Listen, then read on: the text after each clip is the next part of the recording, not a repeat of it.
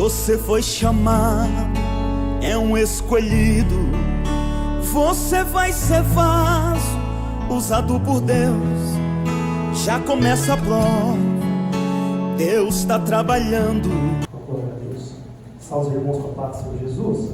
Amém. Vocês estão bem, meus irmãos? Amém. Graças a Deus. Nessa hora já estamos já quase no fim de janeiro, primeiro mês de 2023. Motivo de nós se alegrarmos, porque muitos não conseguiram passar de 2022 para 2023. Felizmente perderam as suas vidas, mas nós estamos aqui perfeitamente intactos para que possamos agradecer o nome do Senhor Jesus. Amém? Amém. Desde já eu quero externar a Deus a minha gratidão por esta oportunidade de poder retornar a esta casa. Amém? Estivemos aqui, se eu não me engano, acho que era aniversário da igreja. Varões, Todos os varões estavam ministrando aqui, amém? E foi bênção, né? Eu creio que aquele dia meu pai estava aqui com a igreja dele também. Tinha muita gente conhecida, a gente, o pastor Galber Mota, também de muitos anos. E foi uma noite que ficou marcada em nossas vidas, né? Desde já eu agradeço pelo carinho de mais uma vez. Deus abençoe a vida da missionária Juliana, amém? Deus possa abençoar a vida da pastora Eloá, amém?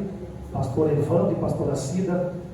Deus possa abençoar a vida deste casal e que esta obra venha continuar com as portas abertas, amém? Deus possa abençoar a vida de todos os irmãos que saíram das suas casas para adorar a Deus. Sem perda de tempo, por gentileza, você que trouxe a Bíblia, vamos respeitar o tema que o Espírito Santo deu para a direção deste trabalho, amém? Ageu, capítulo de número 2, verso de número 9. Ageu, capítulo 2, verso de número 9. Todos nós conhecemos, né? Quem encontrou, diga bem. Diz assim: a glória desta última casa será maior do que a da primeira, diz o Senhor dos exércitos. E neste lugar darei a paz, diz o Senhor dos exércitos. E você diz amém? Por gentileza, toma o seu assento, amém, igreja? E vamos ver o que Deus tem para nós nesta noite. Só por curiosidade, não fica tímido, amém? Me ajuda a pregar, amém, igreja? Eu sou assim, eu gosto de dinâmica na mensagem. Quem aqui conhece esse texto, levante a sua mão. A glória da segunda casa será maior do que a da? Seja sincero, quando a gente pronuncia esse verso, pode ver que os irmãos já glorificaram a Deus. Porém, toda a história tem começo, meio e todo o texto tem o seu contexto, ou é o que vem antes ou o que vem. Então eu vou ser fiel com esta mensagem, porque para chegar nesse versículo em que Deus usa o profeta para profetizar e dizer que a glória da segunda casa será maior do que a primeira, houve um processo, amém? Houve uma condição, para que a glória descesse sobre a casa, houve uma condição, e a condição é dura, irmãos. São 5 consequências em que o povo de Deus passou para atingir esta promessa. Apesar que, tanto no contexto se cumpre esta palavra, mas também é um texto escatológico, que ele apontava para o futuro. Quando Cristo entra em cena, a glória da segunda casa foi maior, amém? Isso é um outro contexto para um outro dia, mas vamos trazer para os dias de hoje, que é claro que é isso que os irmãos estão ansiosos para ouvir. Deixa eu voltar um pouquinho lá atrás para você entender até chegar a esse texto, amém? Nós sabemos que a Bíblia diz que o povo de Israel, também chamado de povo hebreu, tribo de Judá, porque foi dividido em 2 tribos, norte e sul, amém? O povo de Israel, tribo de Judá, enfim, ambos são o povo de Deus. Nós sabemos que um dos povos que mais deu trabalho para Deus foi o seu próprio povo. A Bíblia diz que por várias vezes este povo foi ingrato diante de Deus. Por isso, pelas suas ingratidão, Deus muitas das vezes, se você estudar a história de Israel, do povo de Deus, por muitas vezes Deus permitia em que inimigos invadissem a cidade, levavam o povo cativo, e muitas das vezes muitos povos eram derrotados devido à sua ingratidão. Eu costumo dizer, irmãos, que por mais que o adultério é terrível, a mentira é horrível, o homicida é terrível, são todos pecados, mas na minha opinião, eu sei que pecado para Deus não tem tamanho, porque a Bíblia diz que no céu não vai entrar pecado, então não importa se é grande ou pequeno, no céu não entra pecado, no céu não entra bagagem de imundícia. Mas o que me chama a atenção é que diante da história, os pecados que mais entristecem o coração de Deus, dentro da história bíblica, é a ingratidão. Depois de Deus fez tantas coisas por aquele povo, Deus abriu mar para o povo passar, Deus cuidar do povo no deserto, Deus, irmãos, que nem precisou de um povo acordar de manhã cedo e ir para o mercado ou padaria, porque já tinha pão que vinha do céu toda manhã. Deus fez tantas coisas para o povo, e o povo virava as costas para Deus, adorando outros deuses. É por isso que dentro desse contexto, Deus vai permitir em que o povo de Israel vai parar na mão de um exército, ou por assim, de um povos, reis mais temidos na época, que eram os caldeus, que é os mesmos que os babilônicos. Então nós sabemos da história cativa de Babilônia, dos Israel, do povo de Babilônia, que ficou aproximadamente alguns séculos, mais ou menos aí 70 anos, eles são levados cativos para a Babilônia. O rei de Babilônia invade Jerusalém, além de destruir o templo de Deus, o primeiro templo, eles levam cativo o povo para a Babilônia, e ficam ali aproximadamente 70 anos cativos em Babilônia. Mas Deus é tão bom, que o tempo passa, o século se passou, mesmo Deus permitindo o povo ser escravo em Babilônia, mas havia um propósito de Deus permitir eles serem levados. Qual era o propósito? Em que eles voltassem a adorar verdadeiramente o Deus de Abraão, o Deus de Isaac, o Deus de Jacó. Quem me entende agora, diga amém? Amém. Bom, o tempo passou e Deus havia feito uma promessa, em que este povo sairia de Babilônia e voltaria a adorar a Deus. Além do mais, voltariam a reconstruir o segundo templo, a reconstrução. E quando o povo vai reconstruir o templo, aí vai se cumprir o que nós lemos. Aí Deus está dizendo que a glória da segunda casa seria maior do que a primeira, diz o Senhor dos Exércitos. Pois bem, Deus levantou um homem chamado Ciro. Ciro, ele conseguiu entrar em Babilônia, sabe lá Deus quanto tempo durou. Ele conseguiu quebrar ou anular alguns decretos, que era a proibição de o rei de Babilônia liberar Israel a voltar à sua terra natal e reconstruir o templo. Portanto, parte do povo consegue sair de Babilônia, cumprimento da promessa de Deus. Então eles voltam para Jerusalém, eles começam a reconstrução do templo, porém só conseguiram começar e ficar no alicerce, diz a história. Passou-se mais ou menos 1 ano e meio, aproximadamente. O povo abandona, o povo não dá continuidade na reconstrução do templo. Eles pararam simplesmente no alicerce do templo. Aí Deus levanta Dário ou Dario, que ele consegue também se alinhar com o rei de Babilônia.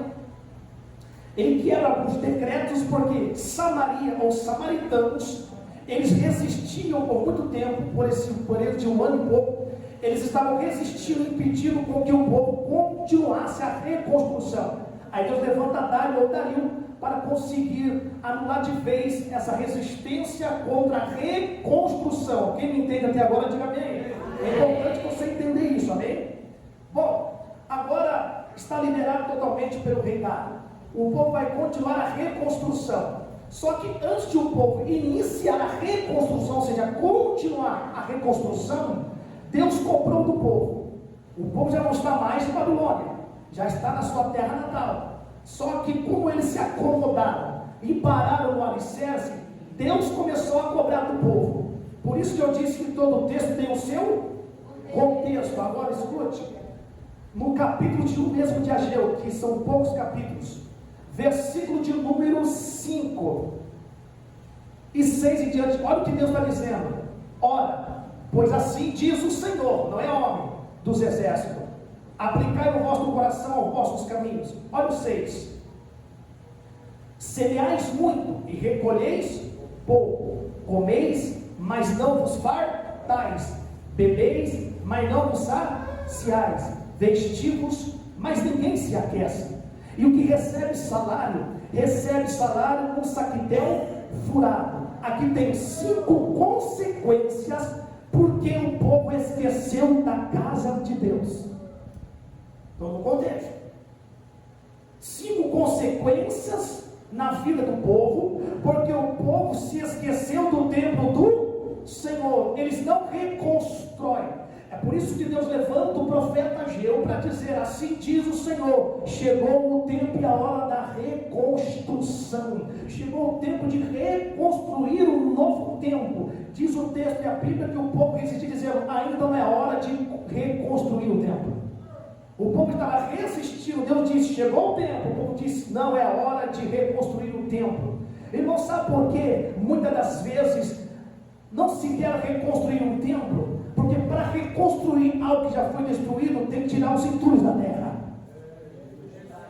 Deus está falando, tem que tirar os entulhos do terreno para reconstruir um novo templo. E reconstruir dá trabalho. Reconstruir, irmãos, não é fácil. Existem entulhos que nós não queremos tirar. Mas não está dizendo 2023 é ano de reconstrução. Para cumprir Ageu 2:8, tem que reconstruir. O povo deu desculpa, não é tempo. O profeta disse, Deus está dizendo que é tempo. Como o povo estava resistindo às ordens de Deus, dizendo que já era o tempo, aqui as consequências. Quais são? Primeiro, semeiam muito, mas colhem pouco. Primeira consequência: semeiam muito, mas colhem pouco. Irmãos, espera aí. Se você semeia sem semente, tem que colher sem semente. Se você planta 200 sementes, tem que colher 200 sementes. Mas o que estava acontecendo com o povo? Plantava 100, colhia 10. Está errado, sim ou não? As 5 consequências, olha só: semeavam muito e colhiam pouco. Tinha algo errado. Comiam, mas não matava fome. Tinha algo errado. Se vestiam, mas não se aqueciam do frio. Outro, algo errado. Você está entendendo? Diga amém. Amém. Bebiam e não saciavam a sede. E quando recebia salário, é como se tivesse um bolso furado. Colocava, cadê o dinheiro? É o que o texto está nos ensinando. Literalmente está falando do templo, literal, a construção do templo. E sabe quem é que estava permitindo tudo isso? Quem era o autor que estava permitindo as 5 consequências?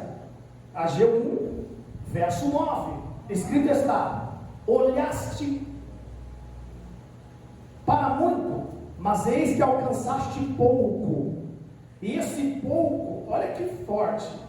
Deus falou na boca do profeta. E esse pouco, lembra que semeavam muito e colhia pouco? Esse pouco que você escolhe, diz o Senhor dos Exércitos, e esse pouco, quando trouxeste para casa, eu lhe assoprei. Olha o que Deus fazia: cereais trazendo para casa, trazendo trigo. No caminho Deus fazia assim, ó. Já não tinha quase nada, sobrava quase nada para dentro de casa. Semeiam muito, colhe pouco, porque eu assopro, diz o Senhor. Por quê? Agora está aqui, por que Deus fazia isso? Diz o Senhor dos Exércitos: por causa, muito claro, por causa da minha casa que está deserta. E cada um de vós corre a sua própria casa. Por isso retém os céus e o seu orvalho, e a terra retém os seus frutos. Você está entendendo que o povo semeava, plantava, e parece que não conseguia colher na mesma proporção que plantou? Por causa do quê? Da casa do estava não queriam reconstruir. Está vendo a importância do contexto? É fácil chegar em Ageu 2:9 e começar: de mim é a prata, meu é o ouro, diz o Senhor dos Exércitos, Deus vai te dar casa nova, porque Ele é o dono da prata, Deus vai te dar casa. É fácil pregar assim, mas eu tenho que ser fiel no texto e contexto para chegar aqui. Aí você vai entender a revelação de Deus para os nossos corações. 5 consequências porque o povo abandonou o templo, se esqueceu de reconstruir o templo. Semeiam muito e colhem pouco. Já viu aquela pessoa? Como diz o ditado popular, tudo quanto é lado e parece que não consegue sucesso. Planta um pouco aqui, planta um pouco ali, planta lá. Ela faz de tudo e não consegue prosperar. Por quê? Deus está dizendo: porque a minha casa está deserta. Aí você vai falar assim: pregador, mas eu sempre estou no templo. Tudo bem, a mensagem tem 2 direções. Dentro do contexto, literalmente um templo, mas a Bíblia diz, Paulo, 1 Coríntios 3,16, que também existe um templo mais principal que esse templo. Paulo diz: não sabeis vós que sois santuários de Deus e que o Espírito de Deus habita em vós. Portanto, todo aquele que destruiu o santuário de Deus, Deus o destruirá, porque o santuário de Deus que sois vós é santo. Nós somos o templo do Espírito Santo. E às vezes esse templo está deserto e só Deus sabe. Eu não sei se é isso que você queria ouvir, mas Deus me chamou para pregar texto e contexto que a Bíblia realmente está dizendo. Ah, meu Deus. O templo às vezes está deserto. Preste atenção. Você fala assim: pastor, não estou entendendo nada, porque eu estou aqui, eu venho para os cultos, mas Deus conhece o profundo, o oculto e o escondido. Toda casa tem cômodos. Todo templo tem cômodos. E cômodos também, a nossa casa espiritual tem cômodo. Você vai para a casa de alguém, a primeira coisa que você abre o portão, você entra onde? Na garagem. Cartão de visita, primeira porta, a sala que recebe visita. Cozinha que prepara o alimento para alimentar o visitante. Quarto que fala de intimidade. No mundo espiritual também temos cômodo na nossa casa. Talvez algum cômodo está deserto. Eu estou dizendo, eu trouxe esse jovem pregador nessa noite para dizer: 2023 Deus quer ampliar toda a casa. Deus quer que nós voltamos a reconstruir. Se algum cômodo da casa está em falta, irmãos, é por isso que muitas vezes a sua bênção, a sua vitória não chegou. A minha vitória às vezes não chegou, porque alguma parte desta casa, desse templo, está deserta. E Deus conhece. Sabe, irmãos, eu estive pregando a mensagem esse dia no domingo, e o pastor falou algo interessante: você não prega o canivete, eu prego espada, porque espada corta dos 2 lados. A gente também prega espada. Você acha que a primeira espada não corta aqui? Você acha que eu também eu tenho certeza do que eu estou falando? Primeiro eu tenho que viver o que eu prego. Eu sei que existe área na minha vida que precisa reconstruir também. Eu preciso reconstruir para que a glória seja maior. Aí você cumprir a palavra de Ageu 2:9. Então as primeiras consequências, porque o povo deixou a casa deserta, era essa: semeiam muito e colhem. Deus está respondendo os seus questionamentos. Segunda consequência: tem comida, come, mas não mata a fome. Você conhece alguém que tem tudo dentro de casa, geladeira abençoada, celeiro abençoado, mas nunca está satisfeito? Tem comida, mas nunca mata a fome. Se alimenta do bom e do melhor, mas nunca está satisfeito. Você conhece alguém assim? Disfarce, não, porque você conhece alguém assim, que você põe na mesa e diz: não tomo não, só tomo se for com gás, só tomo. Jesus amado, é porque não passou o que nós já passamos. É porque não sabe que Israel passou no deserto. É que, irmãos, infelizmente, você está entendendo o mistério? Fica triste comigo não. É Deus falando para nos alertar, porque é ano de reconstrução. Deus vai dizer: seja grato a mim. Deus odeia a ingratidão. Eu sei do que eu estou falando. É triste a sua esposa colocar do bom do melhor, fazer cada variedade no prato. Quando o pai diz: isso aqui eu não como, isso aqui eu não gosto. Porque não sabe, né, pastor Eduardo? Misericórdia, irmãos. Não sabe o que é passar necessidade. Eu aprendi um segredo com Deus: é nunca murmurar diante de Deus, ser grato a Deus de tudo, porque do pouco te coloca no muito. Pastor, eu acho que eu conhece a minha esposa, conviveram junto, conhece a minha esposa desde criança. Para ver o que Deus fez na vida dela, colocou no caminho dela, e hoje é uma mulher próspera e abençoada, porque nós nunca fomos de murmurar, ao ponto de chegar em casa comer a vez, dirigir de igreja, arroz e feijão.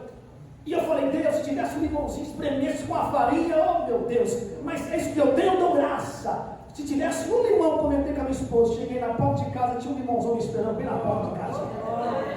Se você comentasse que queria comer carne churrasco, Deus ia fazer como fez com o profeta Elias, enviar um corpo, enviar alguém, nós ia comer churrasco hoje. Irmãos, o segredo é nunca mudar. Mas hoje não. Hoje põe bife, tá meio duro. Ah, Jesus.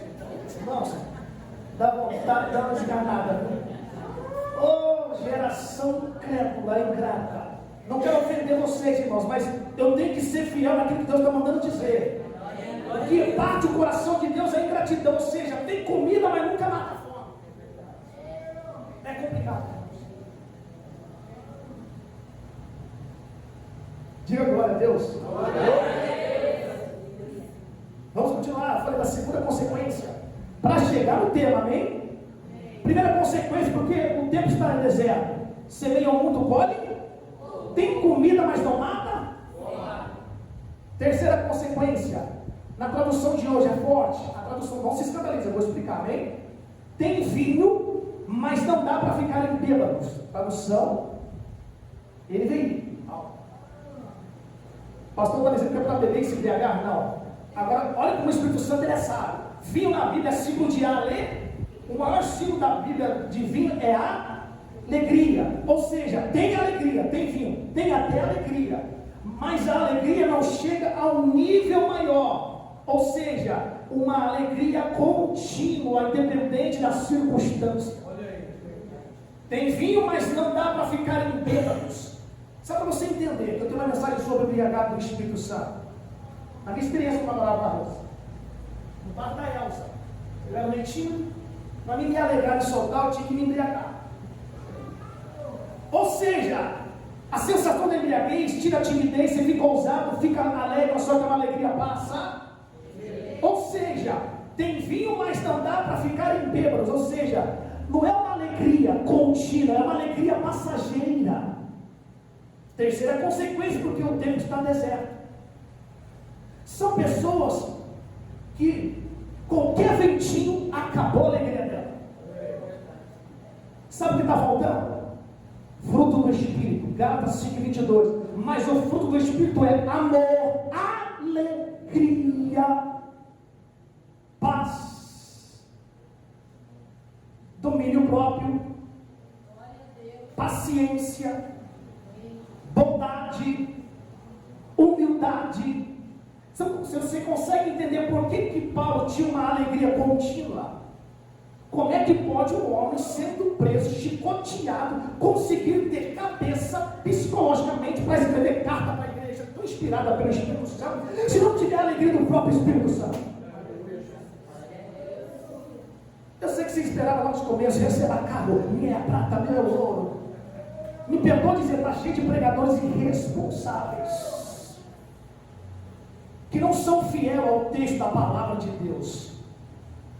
Porque Jesus disse, conhecereis a verdade, e a verdade vos libertará. Eu tenho certeza que vocês sairão daqui pensando e meditando na mensagem de hoje.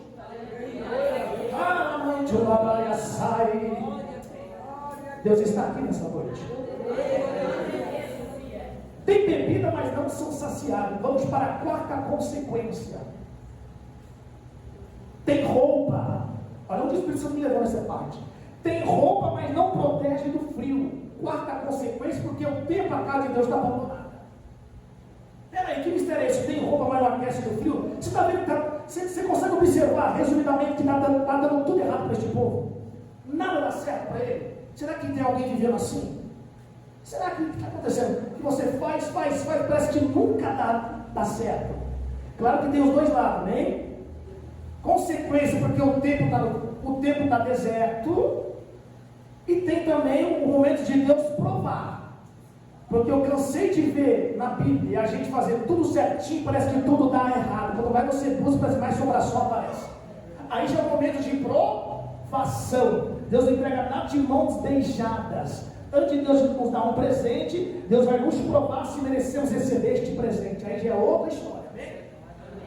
Então você mesmo sabe a resposta da sua situação que você está passando. Eu sei da minha resposta. Por que é Deus que está passando certas coisas? Ou é Deus me provando, ou é porque tem parte desta casa que está deserta, que está deixando a desejar. Olha onde Deus me leva, mais profundo agora. Tem roupa, mas não protege do... Aí o Espírito Santo diz para o meu coração: você vai falar que o frio nessa mensagem que você está ministrando representa o pecado. O frio representa o... Vou te dar um exemplo, você vai entender agora. Quando Adão e Eva pecaram, o pecado entrou. Na mesma hora eles descobriram que estavam nus e tentaram se esconder. E fizeram, não fizeram, já estava pronta, na verdade. Eles pegaram folhas de figueira para tentar cobrir e proteger da sua vergonha. Ou seja, representando o frio. Tem roupa, mas não aquece. Tem roupa, mas não protege. Irmãos, folha de figueira não protege do frio do pecado. Só existe uma roupa que cobre do frio do pecado. É o Cordeiro de Deus que tira o pecado do mundo. Porque Deus teve que matar um animal inocente e fazer roupa para o casal. Aí se tampou a sua nudez. E por que tem roupa e não se aquece do frio? Porque o tempo está a ver. Não tem para onde correr, irmãos. E o pior ainda, quinta consequência: e o salário que o trabalhador recebe não dá para viver. Olha a tradução, tem tradução que é boa por causa disso. E o salário que o trabalhador recebe não dá para viver, mas dá para somente sobreviver. Você está entendendo o mistério? Eu sei que nós estamos vivendo situações difíceis, irmãos. Só que existe um Deus que tem poder de reverter a situação. Só existe uma condição. Só uma condição. E qual é a condição? Reconstruir o templo. Agora eles vão reconstruir o templo.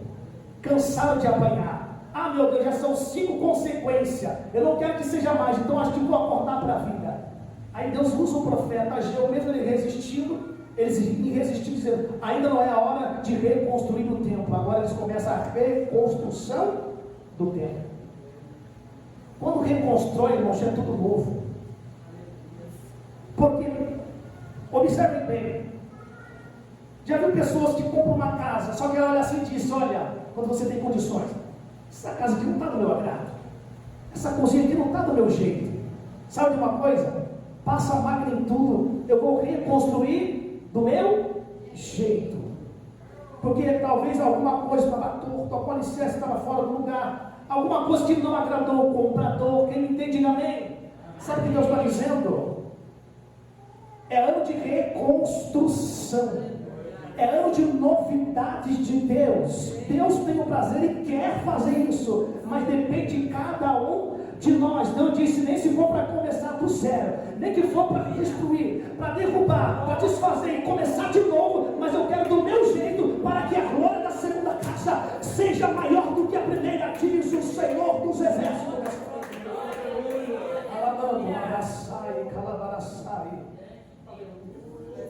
Duro é esse sermão, mas não tinha sermão mais duro do que de João Batista. E quanto mais ele era duro, mais o povo chegava aos seus pés e disse: eu quero descer as águas e reconhecer Deus como o único que pode salvar a nossa vida. Está vendo a importância da verdade?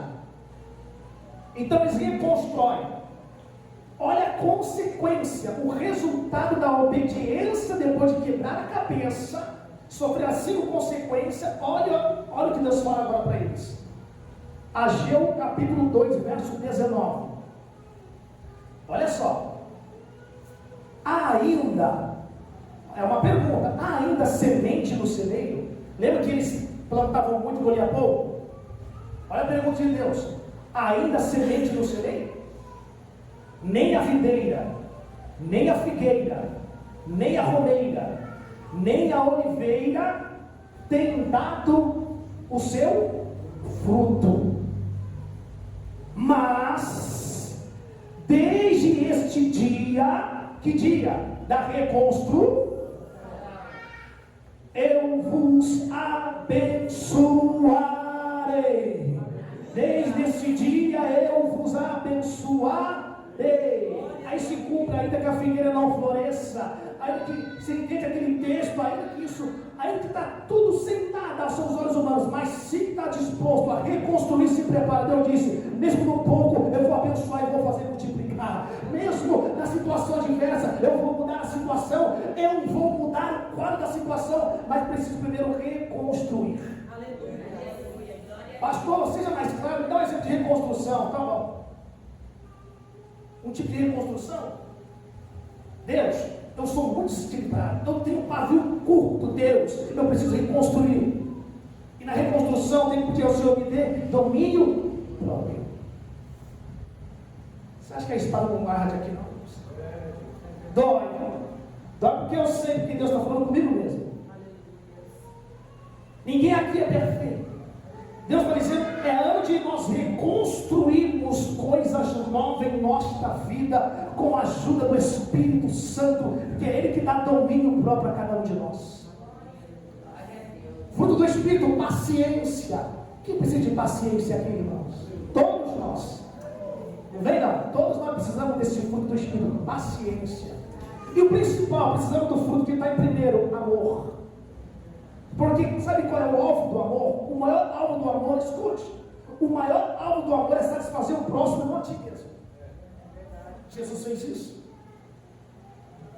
Irmãos, é ano de Deus pedir para Deus: Senhor, gere em mim o fruto do amor, gere em mim o fruto da paciência, gere em mim, Senhor, o fruto do domínio próprio, da simplicidade, da humildade, irmãos. Tudo isso faz parte de uma reconstrução. A igreja precisa ser reconstruída espiritualmente, dizendo, não estamos generalizando, mas muitas igrejas, quando eu falo de igreja, eu falo de nós, precisamos de reconstrução. Porque o Espírito Santo é um ser que morre de ciúme da igreja. Você já imaginou um Deus, estou falando de um Deus que tem ciúme de um comedor de arroz e feijão como eu e você? O Espírito Santo morre de ciúme. Isso é um privilégio muito grande, irmãos. Por isso que o diabo nos odeia, porque Deus tem ciúme de nós. Então quando Deus vê que algum cômodo desta casa está fora de ordem, está bagunçado, o quarto está bagunçado, sabe aquele quarto bagunçado? Você sabe, né? Tem guarda-roupa aberto, vamos jogar na cama. Quem tem, diga amém. Todos nós já passamos por isso. Irmão, sabe o que eu estou falando isso? Eu tenho uma filha de 18 anos em casa, eu sei o que estou falando, estou pregando para mim mesmo. Sabe quando a casa está desordem?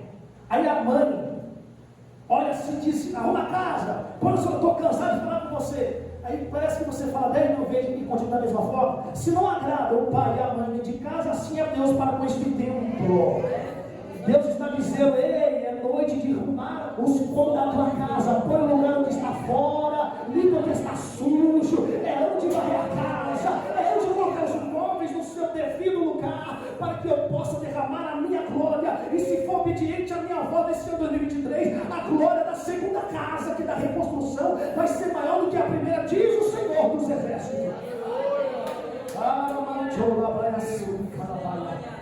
Eu sinto a presença de Deus aqui. Eu não falo por hipocrisia. Está pronto para reconstruir? Está pronto para pintar a casa inteira? Ah, meu Deus. Pregador, não tem um título para pintar esta casa, mas tem o sangue do Cordeiro, que limpa de toda a impureza nos cômodos desse templo, que é a morada do Espírito Santo. Você já imaginou? Deus habita em nós. É Deus morando dentro do barro. Deus morando dentro do barro. Se isso não é amor, quem me entende, diga amém. Eu sei que o Espírito Santo tem acesso a todo lugar, ele é onisciente, ele é Deus, ele é onipresente. Mas olha só, Jesus diz assim: olha, eu já fiz a minha parte, vou voltar do lugar de onde eu vim, e o Pai, por exemplo, que vai enviar outro Consolador, ele estará convosco todos os dias até a consumação do século. Já imaginou? O Espírito Santo tem que descer no lugar santíssimo e habitar dentro de um vaso de barro, pecador, falho e limitado. Isto é graça, isto é amor. isto é misericórdia. E muitas vezes nós somos ingratos diante de Deus. Então a mensagem nessa noite é tempo de reconstrução. E reconstruir, eu disse que dói. Porque às vezes a gente não quer tirar certos entulhos, que às vezes tem alguns entulhos que vai nos incomodar. Quer um exemplo do primeiro entulho que Deus está dizendo para alguém aqui? O entulho das más amizades. É um entulho que impede da glória ser maior do que a primeira. Porque nós já fomos construídos. Por que reconstrução? Nós já fomos construídos uma vez. Quem é que construiu? O próprio pai. Fez assim o pai e fez assim no nariz do boneco. Deus que construiu o novo templo, que é a morada do Espírito Santo. Porque Deus não habita mais em templo feito por mão de homens, mas habita no nosso ser, no nosso espírito. Aleluia. Aqui está o Espírito Santo de Deus. É Ele que te dá graça quando vem o vento da tempestade, dá vontade de mão de agir com as mãos. Você fala assim: eu não posso, porque eu sou cristão. Sabe quem grita no teu coração? O Espírito Santo diz: não faças tal, não faça com as tuas mãos, porque agir com Deus ninguém pode impedir. Se põe de pé. Quem está entendendo a mensagem, diga amém. Você viu para chegar aqui? Ainda fui rápido. Não é muito falar, mas você já entendeu a mensagem. 5 consequências em que o povo sofreu porque disse: não é a hora de construir o templo. O povo estava teimando. Deus usou o profeta Ageu para dizer: chegou o tempo de reconstruir. Deus me trouxe nessa noite para dizer: chegou o ano de reconstruir. Aleluia. Aí você fala: não, chegou a hora ainda não, vou dar mais um tempinho para Deus. Aí é você com Deus, porque Deus já falou. Deus já foi muito claro nessa noite. Quem entendeu, diga amém. Meus irmãos, antes de passar o microfone para quem tem direito, eu quero perguntar nesta noite se existe alguém que está no nosso meio, que se afastou dos caminhos do Senhor, tirou férias e quer eliminar essas férias e voltar para a casa do Pai. Existe alguém nessa condição? Não tem? Irmãos, a gente comete muitos erros como pregador. Eu estive pregando em Caraguá agora, dia 6 de janeiro, um grande trabalho lá em Caraguá. Mas onde que foi? Exatamente, foi na mesma. Eu lembro que olhando assim, irmãos, olhando assim, eu nasci tudo crente. Todos cristãos. Não vou fazer o apelo, isso precisa no meu coração. Faça um apelo. Você está olhando pela aparência, eu conheço o que está dentro. E quando eu fiz o apelo, o rapaz que foi me presentear, me ministrar em São José também, estava com a família dele. E a moça normal, acho que era a irmã dele, normal, vestido de saião, tal, crente, Bíblia. Eu nunca imaginaria. Naquela noite foram 4 almas para Cristo. E 2 pessoas eram da família que estavam com ele. Eu jurava de pé junto que era cristão. E disse que nem tinha aceitado Jesus como Salvador, e a outra ele tomou na casa do Pai. Então agora não perco mais tempo, irmãos. Eu posso olhar e dizer se é tudo cristão, mas é preciso lançar na rede, porque às vezes a gente se engana. E às vezes a pessoa só espera a oportunidade para voltar para a casa do Pai. Então tem alguém aqui que quer voltar para Cristo? Ou alguém que nunca confessou Jesus como Salvador? Se tiver alguém, dê o sinal com a tua mão, nós vamos apenas orar por você. Não tem ninguém? Então você entendeu a mensagem hoje à noite de reconstrução. Antes de fazer a oração final, eu sei que talvez tem pessoas aqui que ainda é a primeira vez que está nos vendo. Irmãos, a gente tem um canal lá no YouTube, amém? O pastor Eduardo sempre falando para ela. Toda sexta-feira amanhã a gente libera sempre um vídeo novo. Rapaz, a gente tem uns 1000 inscritos. Não é fácil não, mas faz 2 anos esse canal. Esse canal é de reflexões bíblicas. É no máximo 8, 10 minutos estourando. Sempre tem uma reflexão nova da palavra de Deus. Como é que você faz para me encontrar? Vai lá no YouTube, digita Reflexões Bíblicas e na frente o meu nome com W. Wanderson Medeiros. Wanderson Medeiros. Vai lá, se inscreva. Toda sexta-feira você vai ter uma mensagem de Deus para a tua vida, amém? Essa é a ajuda que eu te peço. Eu não peço dinheiro para pregar não, mas me ajuda a pregar o Evangelho. Porque eu sei que Deus tem alcançado vidas através deste canal. Não é canal de fofoca gospel, não é canal de porcaria, é canal de ministração da palavra de Deus, amém? Nos ajuda lá, você que não conhece, para me ver pela primeira vez, Deus possa abençoar a tua vida, amém? Vamos orar? Pai querido, em nome de Jesus, quero ser grato ao Senhor por esta palavra e por me ajudar a ser fiel ao texto e contexto desta mensagem. Eu sei que é uma mensagem de exortação, mas é a única forma de recebermos a glória da segunda casa, como o Senhor prometeu pela vida do profeta Ageu. Pai, em nome de Jesus, renova as nossas forças, Pai. Nos ajuda a reconstruir o nosso tempo. Eu não sei como está, meu Pai, o tempo da tua casa, os teus filhos, mas o Senhor conhece a cada um de nós, Espírito Santo. Nos ajuda, Senhor, nos dá graça. Tenha misericórdia do teu povo, meu Pai, e nos ajuda a reconstruir um tempo para ti nesse ano 2023. Que tudo possa andar conforme as tuas diretrizes, ó Pai. Para que quando nós começamos, meu Pai, a colocar na posição, nós vamos plantar muito, vai colher muito. Nós vamos comer e vamos ser saciados. Nós vamos vestir e vamos ser protegidos do frio. Meu Pai, nós vamos receber salário e será multiplicado. Assim é a tua palavra, Pai. Para aqueles que são obedientes, é o oposto que nós pregamos aqui das consequências. Tudo vai começar a andar e tudo vai começar a andar no seu devido lugar. Se nós somos obedientes e estamos dispostos a reconstruir, custe o que custar. E você diz amém? Amém. Deus abençoe a todos. Assim eu agradeço a rica oportunidade e aplaude a Jesus.